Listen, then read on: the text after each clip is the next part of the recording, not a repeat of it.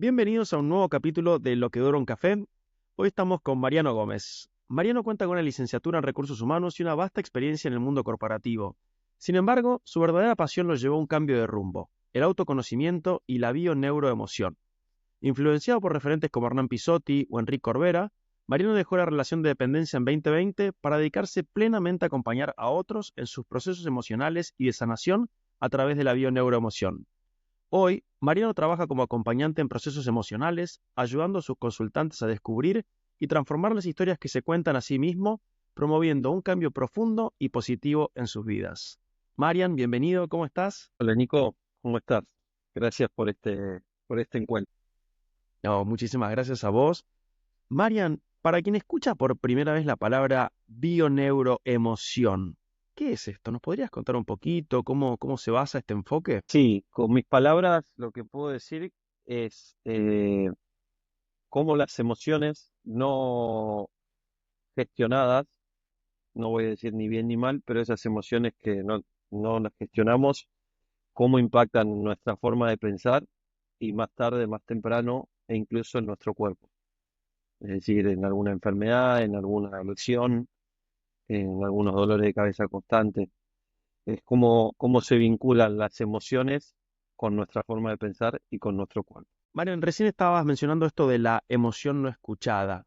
Eh, ¿Qué sería la emoción no escuchada o no gestionada? ¿Qué es que no estamos escuchando? ¿Y qué pasa en nuestra salud mental y física cuando no escuchamos una emoción? Me voy a poner como quizás autorreferente porque me sucedió a mí. Tenía muchos dolores de cervicalgia, claramente con un kinesiólogo sanaba, haciendo deportes calmaba, pero por muchos momentos cuando se deja el kinesiología o el deporte, el dolor vuelve. Todos los síntomas tienen como una respuesta emocional, se puede buscar googlear, no es recomendable, Ujú. pero no es desde la ciencia. Entonces quizás buscarlo ayuda a poder darnos cuenta de ciertos inconvenientes que, que por ahí nos presenta esa enfermedad o ese síntoma. Yo lo considero más un aliado, más que un enemigo, que es para darnos cuenta de, bueno, ¿qué historia me estoy contando? O el famoso es, hago todo bien, pero sin embargo el resultado no es el que espero. Si te lo tengo que decir como no gestionado, yo creo que empieza a haber como una ebullición desde adentro del cuerpo, que generalmente para algunos se puede manifestar estando más enojado, más irascible con todas las cosas, e incluso con las cosas con las que no estábamos enojados o irascibles, o empezamos a dormir más, o empezamos a aislarnos más del grupo, o empezamos a salir mucho más. Digo, entiendo yo que es cuando nos damos cuenta que estamos quizás en el lado contrario o estamos quizás exacerbados en esa forma de ser que tenemos, creo que eso es un gran síntoma o una gran bandera roja para darnos cuenta de que no estamos bien, de que no estamos cómodos. Y eso para mí se puede detectar como emociones no gestionadas. ¿Cómo aplica la bioneuroemoción a esa escucha? Que digo, tenemos una emoción no escuchada, bueno, ¿cómo o no gestionada? Bueno, ¿cuál sería un primer paso para poder escucharla, para ver cuál es ese mensaje que trae? Mira, lo loco de la bioneuroemoción, que a mí fue lo que más me impactó, que dije, puede ir por este camino como tan simple desde mi perspectiva, de venir a hacer terapia durante 8 o 9 años con dos terapeutas distintos.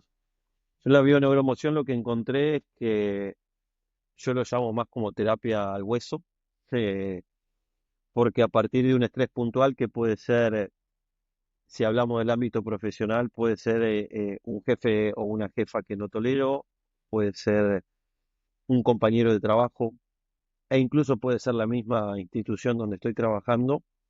A partir de ese estrés puntual, en una conversación se pregunta, bueno, ¿cuál es el estrés puntual? Yo te sitúo en un momento puntual que puede ser una conversación con un otro y a partir de esa conversación con un otro yo me centro más en la sensación física más que en las palabras Y a partir de esa sensación física empezamos a recorrer diferentes situaciones de tu vida, que por lo general son dos, tres situaciones. La idea es llegar entre los 4 meses de gestación y 8 años de edad, que los libros dicen que ahí es donde se arma nuestro consciente, nuestro ego, nuestra forma de ser a lo largo de nuestra vida. Después, a lo largo de nuestra vida, nos vamos sacando esa armadura, más tarde, más temprano, para ir lo más ligero posible. Ese acompañamiento, lo que se busca es encontrar un hilo conductor que se llama el hilo de Ariadna, como estaba en el cuento griego, que es para que podamos ver de que realmente utilizamos prácticamente las mismas palabras en esa situación con un otro hoy en la actualidad, con un jefe, con un compañero, con el trabajo que tenemos, con la pareja, y podemos ver cómo en casa, no solo con mamá o papá, sino con el vínculo familiar, cómo esas historias se repiten. Buscamos la relación o qué saben papá y mamá de nuestros abuelos para entender de que papá y mamá muchas cosas nos explicaron desde lo que habían aprendido ellos y que nosotros estamos siguiendo eso y que ya no estamos tan cómodos. Eh, Eso se puede detectar en un acompañamiento. Lo lindo y lo mágico para mí es que nos damos cuenta, y el darnos cuenta de que nos estamos contando una historia de la cual ya no estamos cómodos. Esto no quiere decir que vas a cambiar tu vida completamente, no es que cambie un mazo de cartas por el otro, sino que empezás a darte cuenta de que hay cartas que ya no querés jugar o que ya las querés jugar de otra manera. Eh, lo que busco principalmente en un acompañamiento es una distancia emocional al principio con mamá y papá, para después acercarnos, sobre todo cuando ellos empiezan a contar, o mejor dicho, cuando nosotros empezamos a contar qué es lo que sabemos de nuestros abuelos de parte de mamá y papá. Por ejemplo, mi, mi abuela, según mi papá, me lo va a decir, mi mamá era de tal o cual manera, y cuando nos ponemos a observar decís, ah, claro, claro, vos me enseñaste de esa manera que crees que tu mamá te enseñó, o sea, mi abuela, y muchas veces esa manera que nos enseñaron, llegada a cierta edad, nos empieza a incomodar y no entendemos por qué ni para qué nos incomoda. Si estamos acostumbrados a eso, ¿cómo puede ser que ahora me incomode? Y pasa, y nos va a pasar porque nuestra vida empieza a crecer, ni hablar cuando papá y mamá o esos vínculos empiezan a irse de este plano, que se empiezan a manifestar cada vez más. Y existe esa famosa frase de quizás de un otro, qué parecido a tu mamá, qué parecido a tu papá, a tus abuelos. Y a veces es muy lindo eso, y otras veces, si no los tenemos muy bien trabajados, hasta nos puede enojar, nos puede entristecer, puede doler parecernos.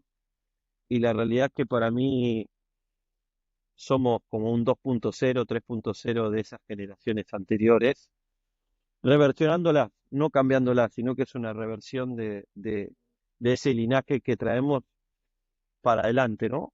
Sobre todo para con nosotros mismos, ni hablar cuando tengamos hijos, que por más que nos resistamos, lo que resiste persiste. Si más nos resistimos a querer no ser como ellos, más vamos a ser, y encima lo vamos a hacer reversionados a un extremo quizás más incómodo más tarde, desde lo que yo puedo Wow, ver. wow, qué interesante. Me gusta esto de lo que resiste, persiste. Y Marian, entiendo que cuando hablamos, ¿no? del el resistirse, podríamos decir tal vez que lo opuesto a esta resistencia está, ¿no? Empezar a hacerse preguntas. Sí, sí, me parece que es la clave está en hacerse preguntas precisamente. Lo único que recomiendo es que por momentos se te van a aparecer muchísimas más preguntas y por momentos no vas a tener preguntas. Eh, para mí principalmente, que eso lo leí en un libro que dice el para qué, y el para qué me está pasando tal cosa, poder responderte eso y volver a preguntarte el para qué de esa respuesta hasta poder llegar casi a un momento que de verdad no hay más preguntas del para qué, entonces terminas diciendo, che, arranqué con este estrés o este conflicto y cuando lo pude dilucidar o desmembrar o no era para tanto. Yo desde que empecé a preguntarme para qué, me ha cambiado bastante la ecuación en la convivencia en sociedad y conmigo también, ¿no? Qué linda pregunta, ¿no? El para qué. A nosotros en coaching nos enseñan que no preguntar a los clientes el por qué hacemos algo. Dice, si preguntas por qué, te van a decir porquerías. Porque desde el por qué va más de una justificación y el para qué va más desde un pensamiento bueno, ¿cuál es el objetivo? ¿Cuál es la finalidad? Mucho más profundo que el por qué es como más una respuesta, una excusa, una explicación que lo otro. Así que resueno mucho con eso y me encanta. Otra cosa que te iba a preguntar es, va relacionado a algo que leí tuyo, que mencionabas de cómo es adentro, es afuera, que me gustó mucho esa frase. Y para vos, hablando, ¿no?, del efecto de los pensamientos en el cuerpo, como un tema recurrente en tu práctica, ¿cómo ves que la ansiedad, especialmente no en temas, trabajándolo en temas de desarrollo profesional, de las presiones constantes, cómo un tema como este puede impactarnos en tanto en nuestro bienestar físico como en nuestro bienestar emocional, desde tu mirada? Mira, el otro día no recuerdo bien si fue en una serie, en un documental, en un reel. eh, Dice, cuando te hagas la pregunta correcta, no vas a necesitar respuesta. Cuando traes la palabra ansiedad, que entiendo que en el mundo corporativo, y no solo en el corporativo, en la vida diaria aparece, yo con muchos consultantes lo que he trabajado, sobre todo con algunos con ataques de pánico, con ataques de ansiedad, como sabían definirlo, mi objetivo ahí es como definir ansiedad a qué. Y ponerle nombre, ponerle una identidad concreta, porque siento que la palabra ansiedad, por lo menos a mí, la connotación no es positiva, entonces ya automáticamente ya arranco un paso, un escalón más abajo. Y si a todo, a mi vida, yo le pongo la palabra que soy muy ansioso, primero me estoy poniendo la etiqueta de que tengo que vivirla de esa manera, porque si soy ansioso, no voy a poder vivir nada tranquilo. Y en el mundo corporativo, yo creo que esa ansiedad primero sería definir si es una cuestión de crecer laboralmente, de cambiar de empresa, si es una cuestión del jefe que tengo, si es una cuestión de las tareas que tengo. Eh, Creo que partiendo por esa definición, si es el trabajo que quiero realmente, si era lo que esperaba, digo, acá empieza a jugar mucho la famosa expectativa, cuando la expectativa supera a la realidad y que siempre, por lo general, va a superar a la realidad. Es el famoso leer el libro y después ver la película, la serie, y decir, no es lo mismo. La expectativa en nuestra cabeza es el libro y la película es lo que estamos viviendo en la realidad y decir, che, no era lo que esperaba. Entonces entiendo que en el mundo profesional muchas veces nos termina como cansando o quemando. Yo creo que es más la expectativa que teníamos a que suceda lo que esperábamos a lo que está sucediendo. Como muchas veces estamos tan cegados con esa expectativa que no nos estamos dando cuenta que en definitiva el lugar donde estamos nos está diciendo por acá no, por acá no. Y podías ascender y sentís que diste todo para ascender y no te dan el puesto y es algo que para mí el universo te está diciendo por acá no. Estás cansado del salario que estás cobrando, muchas veces nos posicionamos en querer luchar para que en esa empresa y en ese lugar nos den ese salario porque creemos que ese lugar y esa empresa nos da eso que necesitamos. Y a veces es entender de que salir a buscar por otro lado. Y lo estoy haciendo muy simplista, porque la realidad es que prefiero hacerlo simplista, pero sé todo eso que te lleva a cada uno. E insisto, cada personalidad lo va a manejar distinto. Hay algunos que son de armas tomar al minuto cero y después a bancarse las consecuencias de ese minuto cero, como estamos los otros procrastinadores que a mí me llevó casi un año y medio poder dejar la compañía, la relación de dependencia, la multinacional, y siempre encontraba esa excusa perfecta para no dejarla, que si era la plata, que si era el crecimiento profesional, pero sí había algo que esto que te dije inicialmente en la pregunta anterior, que me empecé a dar cuenta que estaba enojado con todo el mundo, que me enojaba ya cualquier cosa que sucedía. Me empecé a dar cuenta que yo antes nunca fui una persona súper puntual, pero sí me empecé a dar cuenta que cada vez iba más tarde a la oficina, que cada vez me pedía más días libres, que cada vez buscaba estar el mayor tiempo posible ausente por vacaciones o por lo que sea, y me daba cuenta de cuando tenía que volver, se volvía a manifestar, y ni hablar que la mayor manifestación que yo tuve fue eh, no dormir. Yo si empiezo a dejar de dormir es porque hay algo que no está bien. Y en el trabajo me pasaba que de lunes a viernes no dormía, viernes y sábado dormía fenómeno, y ya el domingo empezaba con, y mañana cómo voy a actuar, mañana qué voy a decir, mañana qué, y ya después el último mes me pasó que ya ni viernes ni sábado dormí, porque yo me iba a bañar y en mi cabeza lo único que había era un pensamiento de cómo iba a ser mi mail de despedida.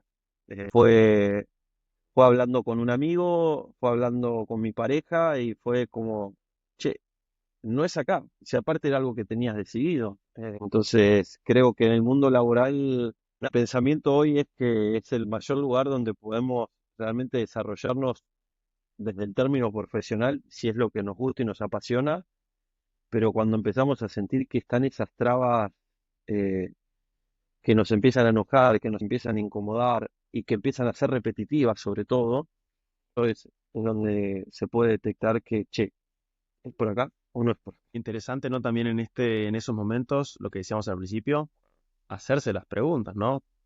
Si es para qué, bueno, ¿para qué estoy acá? ¿Para qué quiero seguir en esta compañía? O al revés, ¿quiero cambiar? ¿Para qué quiero cambiar? Coincido con lo que decís, ¿no? De que tal vez la respuesta no es por acá, pero también interesante que la respuesta es ¿qué puedo yo cambiar? ¿O qué es lo que me está diciendo a mí? Y porque muchas veces pasa lo opuesto, que es el otro extremo de esta situación, que es me cambio de puesto, me cambio de empresa y me vuelve a pasar lo mismo con mi jefe. Me cambio de empresa y me vuelve a pasar lo mismo con mi jefe. Y ahí ya nos encontramos con el otro lado, que es algo se te está repitiendo en la vida porque la vida te quiere decir, te quiere dar una lección y te la está mostrando muy, muy, muy de frente, ¿no? Para que decir, bueno, acá hay un aprendizaje por hacer y que es imposible, como decíamos hace un rato, no poder acceder a ese aprendizaje sin, por un lado, hacerse las preguntas y por el otro lado, escuchar esas emociones, ¿no? ¿Qué es lo que me está despertando? ¿Cómo estoy? ¿Me pongo iracundo en todos los trabajos? ¿Qué está pasando? Pero va de la mano. Creo que es la pregunta con la escucha, o sea, preguntar, pero a la vez escuchar esa emoción. Qué lindo esto que decís. Creo que es eso, Nico. No todo cuando incomoda es dejarlo y apartarse, sino Claro, también es ese autocrítica, mea culpa, que también pongo estas palabras que quizás a muchos nos puede generar como una connotación negativa, o digamos, la crítica está buena, y está bueno decirse esto que decís vos, es como la pareja, che, siempre me cruzo con parejas con el mismo perfil. Bueno, yo me preguntaría entonces, ¿qué estás resonando? De ahí te traigo el cómo es afuera, es adentro. Es, si claro. afuera lo único que veo es conflicto, si afuera lo único que veo es alguien que entorpece, si afuera lo único que veo es alguien que me genera negatividad, y bueno, otra de las técnicas puede ser prestarnos atención al síndrome de la oveja, ¿no? Del me todo el tiempo, me facilita, me enoja, y cuando hay mucho ese síndrome de la oveja, que lo aprendí en uno de los seminarios que he hecho, te cambia mucho la cuestión, porque a mí me pasa, ¿no? Lo tenés, lo Me escuchás. encantó el síndrome de la oveja, ¿eh? Te lo voy a tomar prestado, el me. Sí, sí, bueno, eso nosotros en coaching hablamos mucho de la posición de víctima o la posición de protagonista, ¿no? No, me cancelaron el evento del trabajo. Es decir, pará, el evento del trabajo se canceló. ¿Te afectó? Sí, pero no es que lo hicieron contra vos. Y decís, no, no, porque casi que entras en conspiración. No, no, me pasó esto. No, esto pasó. Y no es que fue un ataque hacia vos, sino, bueno, que te afectó, sí. Y bueno, ¿qué quieres hacer ahora con eso que te pasó? En ese sentido estamos muy en sintonía, pero sí, me gustó el síndrome de la oveja. Ahí, a ver, invito a los que nos están escuchando, ¿no? A reflexionar, a ver si se están escuchando y si están sonando como ovejas últimamente, si están diciendo mucho a ver qué les pasa. Marian, y para ir cerrando ahí la última pregunta, ¿cómo dirías que las técnicas de la bioneuroemoción pueden ayudar a un profesional en su bienestar y en su desarrollo?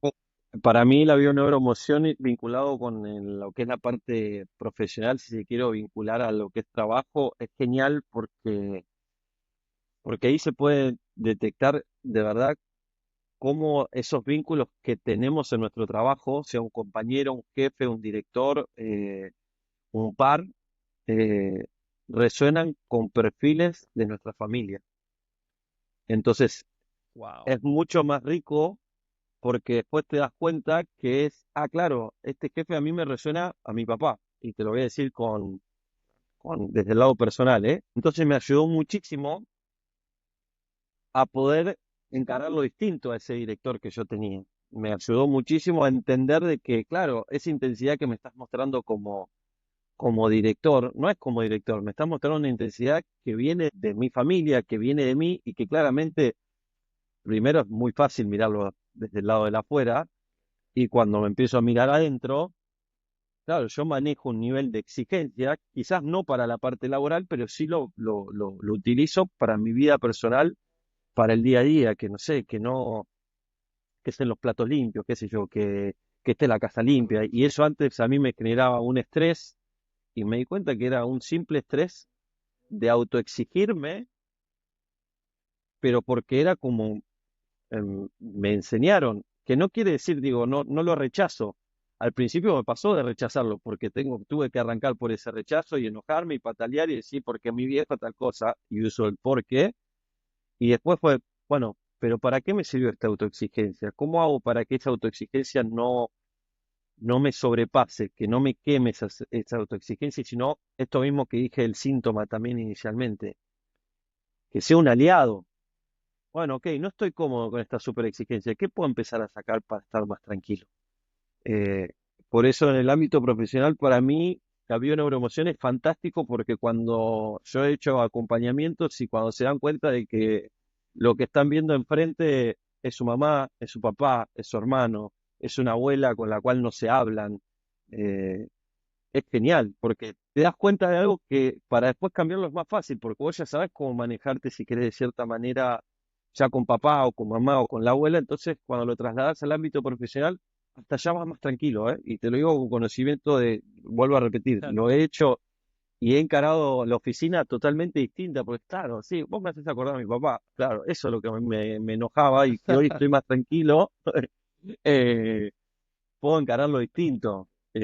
No sé, creo que en el ámbito profesional la bioneuroemoción puede encajar, pero si no es la bioneuroemoción, yo soy pro de que hagan cualquier tipo de actividad, terapia, que podamos sacar lo que tenemos adentro, que podamos escucharnos hablando con un otro, y que está buenísimo poder hablar con un amigo, poder hablar con la pareja, pero si hay una persona que se dedica a esto, que lo hagan, porque de verdad hay otra escucha, nos preparan para escuchar distinto, eh, y te ayuda muchísimo a reconvertir eso que le lanzamos al otro y lo devolvemos, porque si hay algo que creo que a vos también te han enseñado, que es no te tomes nada personal, que también es uno de los 4 acuerdos toltecas. Exactamente. Gran libro eh, recomendado para los que están esa- escuchando.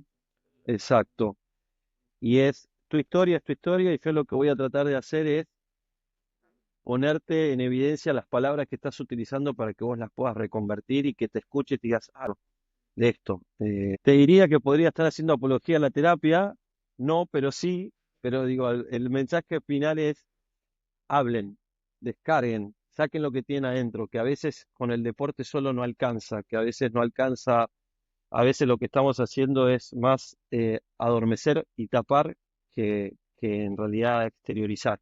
Me encanta. Marian, para los que nos están escuchando, si te quieren encontrar, quieren saber más de lo que estás haciendo, ¿cómo pueden hacerlo? Bueno, hoy actualmente estoy en Instagram, TikTok, que TikTok es más para los rileros fanáticos, y el Instagram por ahí lo tengo más ahí, que subo más pensamientos y cosas que se me ocurren espontáneamente. Bueno, Marian, ha estado lindísima esta charla. Me quedo con varios conceptos, pero creo que así mi top 3 fue primero el síndrome de la oveja, que me hizo sacar una carcajada, pero tan real y tan potente, así que invito al resto a escucharse cuando estamos un poquito en modo rebaño. El hacerse preguntas, y que va muy de la mano de la tercera, que es el escuchar la emoción, ¿no? Primero escucho la emoción, veo lo que está pasando y bueno, a partir de esa emoción hacerme la pregunta de qué me está queriendo decir, para qué, ¿no? Y buscar ese profundidad. Em, Ha sido súper, súper interesante y me encanta cómo la bioneuroemoción puede ayudarnos, puede acompañarnos a estar en armonía, ¿no? Tanto como dentro como por fuera. Así que bueno, agradecerte muchísimo por tu participación de hoy y la verdad que ha sido un placer total. Gracias, Nico. Gracias por darme este espacio, por compartir. Ojalá que a los que estén escuchando les sirva. Creo que Nico está proponiendo un proyecto que está buenísimo. Los episodios que pude estar grabando más allá de este, siempre algo vamos a poder sacar, porque el mensaje para mí siempre está, solo es, no sé si es estar atento, es sentirlo. Y cuando lo sentís ya eso puede cambiar incluso el día ese que estás llevando. Bueno, muchísimas gracias, Marian. Te mando un Gracias. abrazo grande y a todos los que nos están escuchando, muchísimas gracias y nos vemos en el próximo episodio.